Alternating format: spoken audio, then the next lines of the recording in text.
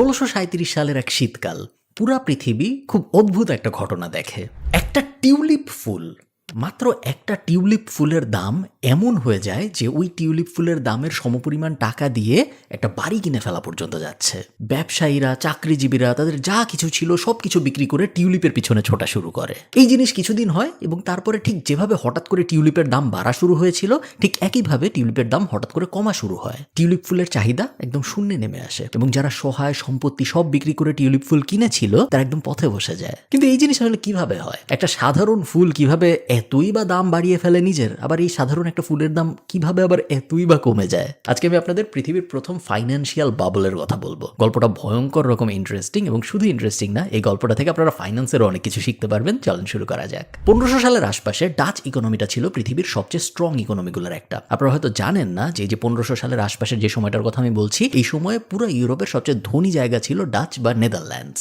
Amsterdam ছিল পৃথিবীর সবচেয়ে বড়লোক শহরগুলোর একটা এবং লন্ডন টন্ডন তখন আমস্টারডামের কাছে কিছুই না। পুরা ইউরোপের অধিকাংশ ব্যবসা বাণিজ্য ডাচ বা নেদারল্যান্ডসের ভিতর দিয়ে হইতো এবং শুধু যে ডিরেক্টলি হইতো তা না, নেদারল্যান্ডসের ভিতরে যে ব্যাংকগুলো আছে সেই ব্যাংকগুলো ছিল সবচেয়ে বেশি ট্রাস্টেড। নেদারল্যান্ডসের যে মার্চেন্টরা ছিল, ব্যবসায়ীরা ছিল, সেই ব্যবসায়ীরা ছিল সবচেয়ে বেশি ট্রাস্টেড এবং পুরা ইউরোপের বিজনেসের একদম কেন্দ্রবিন্দু বলা হইতো ওই সময়ের ডাচ এলাকাটাকে। আপনারা বুঝতে পারতেছেন না, পুরা ইউরোপের যত ইকোনমি ছিল, পুরা ইউরোপের যে জিডিপি ছিল তার 50%-এরও বেশি অবদান ছিল ডিরেক্টলি ডাচ মানুষদের। আপনারা ইস্ট ইন্ডিয়া কোম্পানির নাম জানেন তাই না? আমরা সবাই জানি ইস্ট ইন্ডিয়া কোম্পানি ভারতবর্ষ শাসন করছে ইত্যাদি ইত্যাদি। বাট ইস্ট ইন্ডিয়া কোম্পানির আগেও আরেকটা এরকম কোম্পানি ছিল যে কোম্পানিটার নাম ছিল ডাচ ইস্ট ইন্ডিয়া কোম্পানি। 1602 সালে শুরু হয় এই কোম্পানিটা, পৃথিবীর সর্বপ্রথম মাল্টি ন্যাশনাল কোম্পানি। এবং এই ডাচ ইস্ট ইন্ডিয়া কোম্পানি হলো এমন একটা কোম্পানি যেই কোম্পানির শেয়ার প্রথম পৃথিবীতে বিক্রি হয়েছে।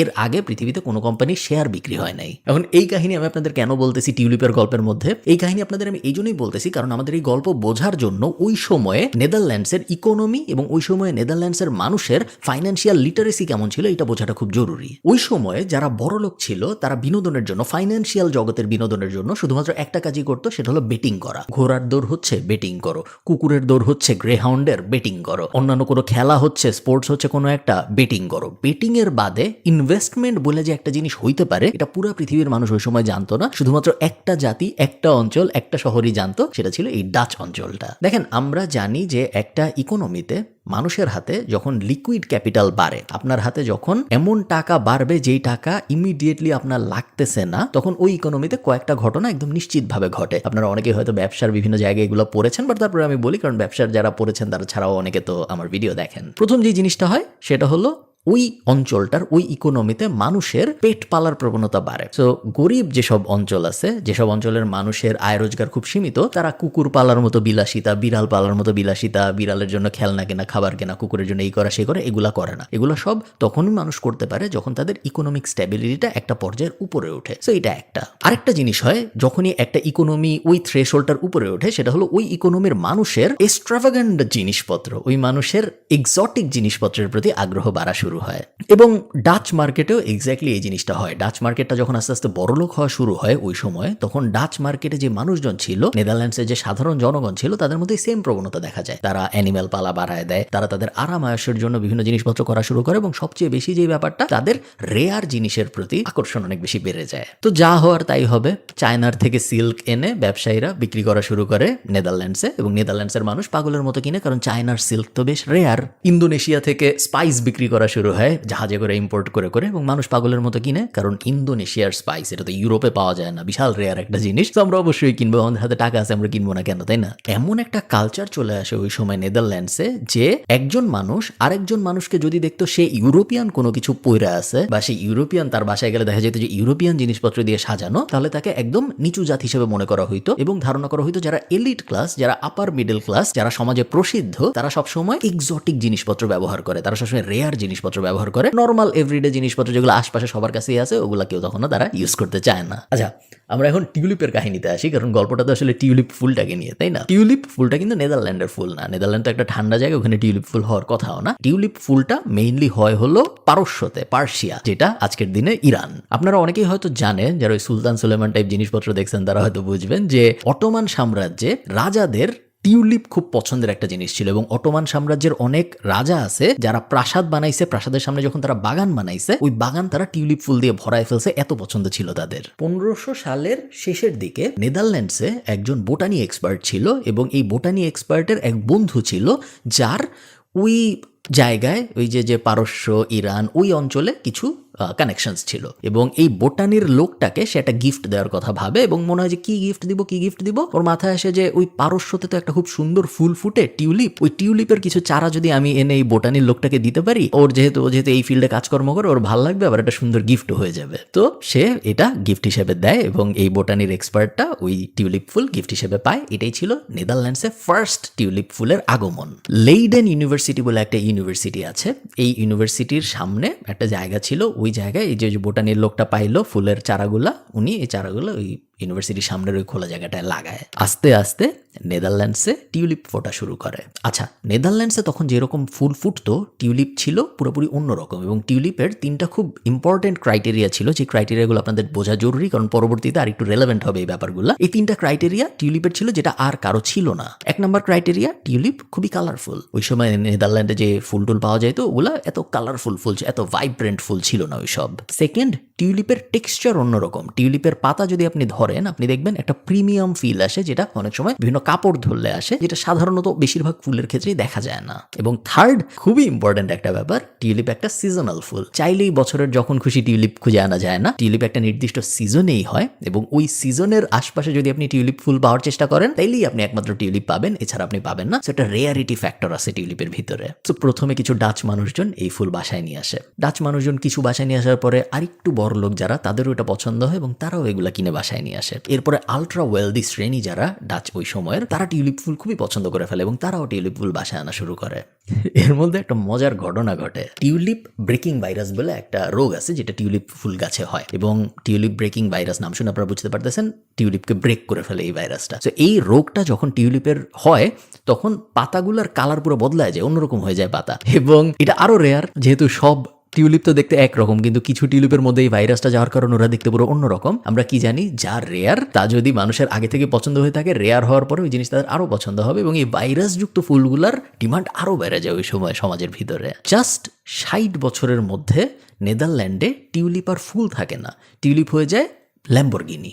বিজনেসম্যানরা খুব স্মার্ট কিছু কাজ করা শুরু করে এই সময়। টিউলিপের বিভিন্ন ভ্যারাইটি আবিষ্কার করা শুরু করে তারা এবং এই ভ্যারাইটিগুলোর নাম ওই সময়ের ডাচ রাজাদের নামে রাখা শুরু হয়, ওই সময়ের ডাচ কবিদের নামে রাখা শুরু হয়, ওই সময় যারা সম্ভ্রান্ত পরিবারের ডাচ বিভিন্ন বংশের মানুষজন তাদের নামে রাখা শুরু হয়, যাতে টিউলিপ ফুলটার স্ট্যাটাস আরো বাড়ে। এখন আমি আপনাদের একটু বুঝাই, খুব বেসিক, যে মানুষের হাতে যখন এক্সট্রা ক্যাপিটাল থাকে তখন কি ক্ষতিটা হয়। এই সেম জিনিস আপনারা কোভিডের সময় আমেরিকান মার্কেট যারা ফলো করেছেন তারা দেখেছেন যে কোভিডের সময় আমরা হঠাৎ করে দেখলাম অনেক কিছুর দাম এত বেড়ে গেল যেই জিনিসগুলোর দাম এত বাড়ার কথা না। যেমন আমরা দেখলাম যে ক্রিপ্টোকারেন্সিতে বুম হইল, আমরা দেখলাম যে ওই যে বিভিন্ন bag tag, luxurious bag tag, luxurious জুতা, তারপরে এনএফটি, তারপরে কার্ড, তারপরে বিভিন্ন জিনিস, বিভিন্ন অ্যাসেট ক্লাস, পেইন্টিং সবকিছুর দাম আমরা দেখলাম অনেক বেশি বাড়া শুরু হলো, যেগুলো সাধারণ সময় এত বাড়তেছিল না। হঠাৎ করে ওই 2 বছরের মধ্যেই কেন বাড়লো? ওই 2 বছরের মধ্যে বাড়ার কারণটা হলো তো অনেকদিন ধরে ছিল, ধরেন পেইন্টিং তো গত 600 বছর ধরে আছে, বাট ওই 2 বছরের মধ্যেই কেন পাগলের মতো বাড়লো? তার কারণ ওই 2 বছর আমেরিকান সরকার একটা জিনিস করছে যেটাকে বলে স্টিমুলাস চেক। আমেরিকান সরকার ওই সময় মানুষদেরকে ফ্রি টাকা বিলাইছে, তোমার কাজ করতে হবে না, তুমি বাসায় বসে থাকো, তুমি ময়ূরো না, প্রত্যেক মাসে তোমার কাছে $1200 করে যাবে তোমার অ্যাকাউন্টে। এরকম একটা জিনিস আমেরিকান সরকার ওই সময় করেছিল এবং মানুষের হাতে যখন এক্সেস ক্যাপিটাল আসে, বেশিরভাগ মানুষ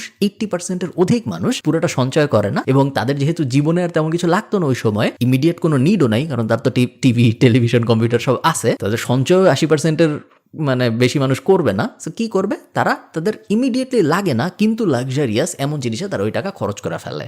সেম জিনিস হয় ওই সময় নেদারল্যান্ডসে। মানুষজনের হাতে অনেক টাকা ছিল, নেদারল্যান্ডসের ওই সময়ের মানুষজন বেশ ইকোনমিক্যালি সলভেন্ট ছিল। তারা কি করবে এক্সেস টাকা দিয়ে? তারা টিউলিপ কেনা শুরু করে। মানুষ পাগল হয়ে যায় এবং কিরকম পাগল হয়ে যায় এটা মানে অবিশ্বাস্য রকমের ঘটনা। যে ফার্মিং করতেছিল সে ফার্মিং ছেড়ে দেয়, কারণ সে এখন টিউলিপ ফার্ম করবে। তো সে আর চাল ফলাবে না, সে আর গম ফলাবে না, সে এখন টিউলিপের চাষ করবে। যে ব্যাংকে চাকরি করতেছিল সে ব্যাংকে চাকরি ছেড়ে দেয়, সে টিউলিপের ফার্মে এসে কাজ নেয়, কারণ টিউলিপের ফার্মে কাজ দিলে বেতনের বদলে টিউলিপ দেয় এবং বেতনের বদলে যদি টিউলিপ পাওয়া যায়, টিউলিপের দাম যেহেতু এত বাড়তেছে সো ওইটা অনেক বেশি। 100 টাকা যদি ব্যাংক থেকে বেতন পাই ওটার ভ্যালু তো 100 টাকাই থাকবে, বাট টিউলিপ যদি আমি বেতন পাই তাহলে আজকে টিউলিপের দাম 100 টাকা, কালকে টিউলিপের দাম হয়ে যাবে 150 টাকা। সো অনেক বেটার একটা ইনভেস্টমেন্ট হয়ে যাবে ওইটা। পুরা ইকোনমির অলমোস্ট সবাই যে যা করতেছিল সব বাদ দিয়ে টিউলিপের পিছনে ছুটে পড়ে। এইখানে একটা টুইস্ট হয় যেটা ইকোনমির ছাত্র যারা ইকোনমিক্স নিয়ে ঘাটাঘাটি করেন তাদের বোঝাটা খুব জরুরি। একটা ফাইন পর্যায়ে আসে যখন মানুষ টিউলিপ আর টিউলিপের সৌন্দর্যের জন্য কিনে না, তখন মানুষ টিউলিপ কেনা শুরু করে টিউলিপের ইকোনমিক ভ্যালুর জন্য। যতদিন পর্যন্ত আপনি একটা জিনিস তার ভ্যালুর জন্য কিনবেন, ধরেন একটা পেইন্টিং, এই পেইন্টিংটা অনেক সুন্দর, আপনি এই পেইন্টিংটার জন্য 1 লাখ টাকা দিচ্ছেন। কেন? কারণ আপনার এই পেইন্টিং অনেক ভালো লাগে। এই পেইন্টিং এর অরিজিনাল কপি আপনি যখন আপনার দেয়ালে লাগায় রাখবেন, আপনার মনের মধ্যে একটা শান্তি আসবে যে এত দামি একটা, এত আমার ভাল লাগে এই পেইন্টিংটা, এটা আমি কিনছি, আমার ভাল লাগতেছে, ওইটা একটা। বাট এই পেইন্টিংটার দাম যখন প্রত্যেকদিনই 1,000 করে বাড়বে, 10,000 করে বাড়বে, 1 লাখ করে বাড়বে, একটা টাইমে এই পেইন্টিং এর মার্কেটে এমন মানুষ আসবে যাদের পেইন্টিং এর সাথে কোনো লেনাদেনা নেই, তাদের মেইন লেনাদেনা হলো ইকোনমিক্স এর সাথে, এবং তারা এই পেইন্টিংটা ভালো লাগতেছে দেখে কিনতেছে না, তারা শুধুমাত্র এই কারণে এই পেইন্টিংটা কিনতেছে কারণ তারা জানে এটা কিনে আমি যদি হোল্ড করে রাখি তাহলে এটার দাম আরো বাড়বে, তখন আমি এটা বেচে দিতে পারবো। এই জিনিস হওয়া শুরু হয় টিউলিপের মার্কেটে। এখন টিউলিপের তো একটা বড় সমস্যা আছে, আমি আপনাদের আগে বলছি যে টিউলিপ একটা সিজনাল ফুল। তার মানে কি? তার মানে বছরের একটা বড় অংশ টিউলিপ হবে না। মার্কেটে তো একটা বড় ডিমান্ড আছে টিউলিপের, সবাই টিউলিপ চাচ্ছে, কিন্তু টিউলিপ তো নাই মার্কেট, আমরা বেচতে পারবো না। তাহলে আমরা এখন কি করব? এখানেই চলে আসে ফিউচার ট্রেডিং। সব ব্যবসায়ীরা মিলে ঠিক করে আজকে থেকে আমরা ফিউচার কন্ট্রাক্ট বেচবো টিউলিপের। ফিউচার কন্ট্রাক্ট কি জিনিস টিউলিপের? এগুলো কিন্তু সব সত্য কাহিনী, এগুলো আমি আপনাদের বানায় বলতেছি না, কল্পগাথা না, সব ডকুমেন্টেড এবং সবকিছুর হিসাব আছে এখনো নেদারল্যান্ডসে। ব্যবসায়ীরা কি করে? ব্যবসায়ীরা ঠিক করে যে তোমার টিউলিপ লাগবে, কতগুলো টিউলিপ লাগবে? 5টা। আচ্ছা, টিউলিপ তো এখনো হয় নাই, টিউলিপ ইম্পোর্ট হইতে আরো 6 মাস লাগবে, টিউলিপ এখনো হয়ই নেই পারস্যতে। তো তুমি এক কাজ করো, এই যে তোমাকে একটা কাগজ দিলাম, এই কাগজের ভিতরে লেখা যে আপনি অমুক 6টা টিউলিপের মালিক। এই কাগজটা তুমি নিয়ে যাও, এই ইনস্ট্রুমেন্টটা তুমি নিয়ে যাও, তার বদলে তোমার টাকা আমাকে দিয়ে দাও। তুমি যে এই কাগজটা নিলা, এই কাগজটাই তোমার পরিমাণ যে তোমার আসলে টিউলিপ আছে 6টা। এক্স্যাক্টলি গোল্ড স্ট্যান্ডার্ড থেকে ডলার যখন সরে গেছিল তখন যেই কাহিনীটা হয়েছিল, সেম কাহিনী তারও 300-400 বছর আগে টিউলিপের সাথে হয় নেদারল্যান্ডসে। এখন আপনি দেখেন কি হইলো, আগে আমি টিউলিপ যখন কিনতে যাইতাম, হ্যাঁ অনেক দাম ছিল, বাট আমি অনেক টাকা দিতাম, সাথে সাথে আমি একটা টিউলিপ পাইতাম, টিউলিপ নিয়ে আমি বাসায় চলে যেতাম। এখন যেটা হইলো, এখন আর আমি টিউলিপ পাই না, এখন আমি জাস্ট একটা কাগজ পাই, যে কাগজের মধ্যে লেখা যে আমি এই কয়টা টিউলিপের মালিক। পৃথিবীর প্রথম পেপার ওয়েলথ কনসেপ্টটা এই টিউলিপের এই এক্স্যাক্ট এই সিচুয়েশনটা থেকে আসে। এরপর যা হওয়ার তাই হইলো, মানুষ এখন এই পেপারগুলাই বিক্রি করা শুরু করলো। এখন তো আর কারো কাছে টিউলিপ নাই, কারণ সবার কাছে পেপার আছে, টিউলিপ তো আসতেছে, টিউলিপ আসার এখনো সময় হয়নি, সবাই এই পেপারই বিক্রি করা শুরু করলো। বলে যে আমি দেখো এই যে 6টা টিউলিপের মালিক, এখন তুমি কি কিনবা নাকি আমার কাছ থেকে? তাহলে এই পেপারটা আমি তোমাকে দিয়ে দিব, তাহলে তুমি হয়ে যাবা টিউলিপের মালিক। একটা অথরাইজেশন বোর্ড হইলো, যে অথরাইজেশন বোর্ডের কাছে যে বলা যায় যে আমার টিউলিপের মালিকানা আমি ওর কাছে হস্তান্তর করতেছি, আমার কাগজটা ছিঁড়ে ফেলেন, ওকে নতুন 6টা টিউলিপের একটা কাগজ বুঝায় দেন। আমি এখানে লিখে রাখছি, আমি আপনাদের পড়ে দেখাই একটা টিউলিপের কি পাওয়ার ছিল ওই সময়ে 1 সিঙ্গেল টিউলিপ, একটা ফুলের বাল্ব দিয়ে আপনি কি কি কিনতে পারতেন আমি বলি। 4টা ঘোড়া, 8টা পিগ, 12টা শিপ, 2 টনস অফ বাটার, একটা সিলভার ড্রিঙ্কিং কাপ, সিলভারের একটা কাপ, এবং একটা fully furnished house in Amsterdam. সব কটা একসাথে আপনি কিনতে পারতেন একটা টিউলিপের বাল্ব দিয়ে। সেই যে 7টা জিনিস আমি বললাম, গাধা, পিগ, শিপ, বাটার ইত্যাদি ইত্যাদি, এগুলো কিন্তু এমন না যে একটা টিউলিপ দিয়ে 12টা বাটার কিনতে পারেন অথবা একটা বাড়ি কিনতে পারেন, তা না, সবকিছুই আপনি কিনতে পারবেন শুধুমাত্র একটা টিউলিপের বিনিময়ে। একজন ভালো চাকরি করা মানুষ ওই সময় আমস্টারডামে যত বেতন পাইতো, তার বেতনের 15 গুণ থেকে 25 গুণ পর্যন্ত ছিল শুধুমাত্র একটা টিউলিপের বাল্বের দাম। ডিসেম্বর 1636 আসতে আসতে একটা বড় ধরনের ঝামেলা হয়ে যায় আসলে ওই ইকোনমির ভিতরে, ডাচ ইকোনমিতে, কারণ টিউলিপের দাম প্রত্যেক দিন বাড়তেছে। আজকে আমি টিউলিপ কিনে আনলাম, আজকে দেখা গেল টিউলিপের দাম 100 টাকা, কালকের মধ্যেই টিউলিপের দাম হয়ে যাচ্ছে 120 টাকা, 130 টাকা। এবং যখন কোনো অ্যাসেটের দাম এত র্যাপিডলি বাড়ে, তখন ওই অ্যাসেটের হোল্ডিং মেন্টালিটি বাড়ে। ওই অ্যাসেট কেউ ইমিডিয়েটলি বিক্রি করতে চায় না, কারণ সবাই ভাবে আরেকদিন রাখি, আরেকদিন রাখলে তো আরো বাড়বে, আর 2 দিন রাখি, আর 2 দিন রাখলে তো আরেকটু বাড়বে। তো কেউই দেখা যায় ওই অ্যাসেটটা ছাড়তে চায় না, কারণ এটার দাম প্রতিদিন বাড়তেছে। মানুষ পাগল হয়ে যায়, মানুষ ব্যাংক থেকে লোন নেওয়া শুরু করে টিউলিপ কেনার জন্য। মানুষ নিজেদের ঘর বাড়ি, জমি জমা, স্বর্ণ অলংকার যা কিছু আছে সবকিছু বিক্রি করে দেয় টিউলিপ কেনার জন্য। এবং মানুষ মূলত টিউলিপ ছাড়া আর কিছু ওই সময় ভাবতে পারতো না ডাচ ইকোনমির ভিতরে। এই যখন অবস্থা, তখন নেদারল্যান্ডে একটা জায়গা আছে হার্লেম, ওই জায়গায় একটা খুব অদ্ভুত ঘটনা ঘটে। টিউলিপের অকশন হইতো রেগুলারলি, যেহেতু টিউলিপ খুব বড় অ্যাসেট ক্লাস হয়ে গেছে। টিউলিপ তার এমন না যে আপনি একটা টিউলিপ নেবেন 100 টাকা দেন নিয়ে যান, ওরকম না। অকশন, নিলাম হইতো তখন রেগুলারলি টিউলিপের, কারণ যে সবচেয়ে বেশি দাম দিতে পারবে সেই নিবে টিউলিপ। সো হার্লেম শহরে নিলাম হচ্ছিল, এবং নিলামে দেখা যায় যে নিলাম ডাকতেছে যে টিউলিপ বেচবে, সে একটা বলে যে নিলাম শুরু হবে 100 টাকার থেকে, একটা টিউলিপের জন্য কে দিবেন 100 টাকা। ওই দিন কোনো একটা কারণে ওই নিলামের ভিতরে কেউ 100 টাকা দিতে রাজি হয় না। 100 বছরের কাছাকাছি সময়ে এই প্রথমবার টিউলিপের জন্য একটা নিলামের ভিতরে আগের দিনে যত দামে টিউলিপ বিক্রি হয়েছে তার থেকে বেশি দামে টিউলিপ বিক্রি হয় না। কেন হয় না? এটার অনেক অ্যানালাইসিস করা হয়েছে, বাট ধারণা করা হয় ওই নিলামে ওই সময়ে যারা ছিল, যারা নিলামে পার্টিসিপেন্ট ছিল, যারা কিনতে গেছিল, তাদের কাছে আসলে এত টিউলিপ অলরেডি ছিল, এত টিউলিপের কন্ট্রাক্ট অলরেডি তাদের কাছে ছিল যে তারা মূলত নিলাম এনজয় করতে গেছিল, তারা আরও টিউলিপ কিনতে যায় না ওই সময়। বাট ইকোনমি তো এরকমই, ইকোনমি সিগন্যালের উপরে কাজ করে।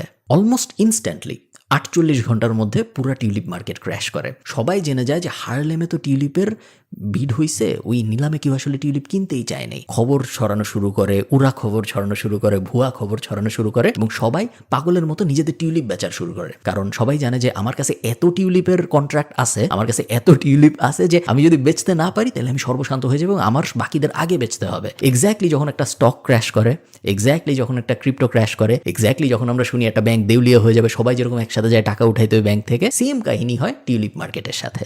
সবাই যখন কোনো একটা অ্যাসেট ক্লাস একসাথে বিক্রি করতে যায় এবং সেই অ্যাসেট ক্লাস কেনার মতো মানুষ যখন থাকে না, তখন খুব বাজে একটা ব্যাপার হয়। সেটা হলো ওই অ্যাসেট ক্লাসের ভ্যালু জিরোতে চলে যায়। বাংলাদেশ স্টক মার্কেটে যায় না, কারণ বাংলাদেশ স্টক মার্কেটে ফ্লোর প্রাইস আছে, বাট রিয়েল ইকোনমিতে এভাবে কাজ করে না। রিয়েল ইকোনমিতে একদম জিরোতে চলে যায় ওই অ্যাসেটের প্রাইস।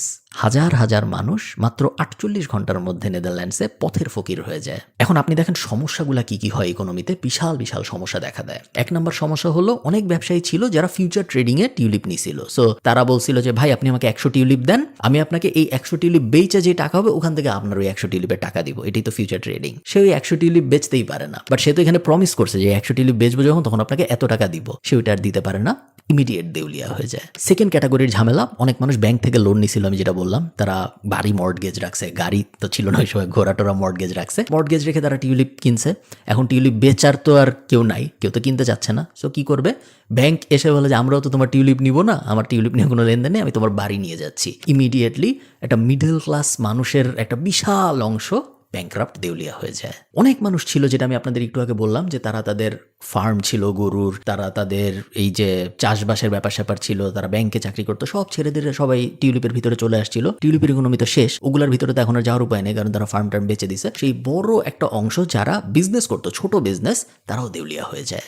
এখন টিউলিপের যে কন্ট্রাক্ট ছিল না, বলা হয়েছিল যে আমি টিউলিপ তো এখনো আসে নাই, তুমি এই কাগজটা নিয়ে যাও, এই কাগজের ভিতরে লেখা আছে তুমি 6টা টিউলিপের মালিক, তার মানে তুমি 6টা টিউলিপের মালিক। ডাচ সরকার ওই সময়ে একটা নতুন ল পাবলিশ করে, যে লতে ওরা বলে যে এই কন্ট্রাক্টটা কেউ চাইলে নাল অ্যান্ড ভয়েড করে ফেলতে পারবে মাত্র অল্প কিছু পেনির বিনিময়ে। সব মানুষ যে ওই কন্ট্রাক্ট নাল অ্যান্ড ভয়েড করে ফেলে। সো যারা টিউলিপ বেচতো তারা ইমিডিয়েটলি একদম ওয়ার্থলেস হয়ে যায়, তারা ইমিডিয়েটলি একদম দেউলিয়া হয়ে যায়, কারণ তাদের যে কন্ট্রাক্ট ছিল সেই কন্ট্রাক্টের আর কোনো ভ্যালুই থাকে না। একটা ইকোনমি যেটা পুরো রাজত্ব করতেছিল ইউরোপে, যেটা পুরো রাজত্ব করতেছিল পৃথিবীতে, ডাচ ইকোনমি, আপনারা জানেন নাকি জানেন না, ইস্ট ইন্ডিয়া কোম্পানিরও আগে ডাচ ইকোনমি কিন্তু ইন্দোনেশিয়ার থেকে মশলা নিয়ে ইউরোপে বেচতো। বিশাল পাওয়ারফুল ইকোনমি ছিল এবং ব্রিটেন কিছু ছিল না ডাচ ইকোনমির কাছে। এই ইকোনমিটা মাত্র 7 দিনের মধ্যে, জাস্ট 7 দিনের মধ্যে ধ্বংস হয়ে যায় একটা ফুলের কারণে, যে এই ফুলটার নাম টিউলিপ। এবং এই ব্যাপারটাকেই বলা হয় পৃথিবীর সবচেয়ে প্রথম ফাইন্যান্সিয়াল বাবল। এবং এই যে পুরো গল্পটা, এই গল্পটাকে বলা হয় টিউলিপ ম্যানিয়া। জানেন আমাকে কেমন লাগলো এই গল্পটা? পুরোটা কিন্তু সত্যি কাহিনী, অদ্ভুত শোনায়, অবাস্তব শোনায়, বাট পুরোটা সত্যি কাহিনী। আশা করি আপনাদের ভালো লেগেছে। যদি ভালো লাগে আমাকে কমেন্টে জানাবেন। টাটা।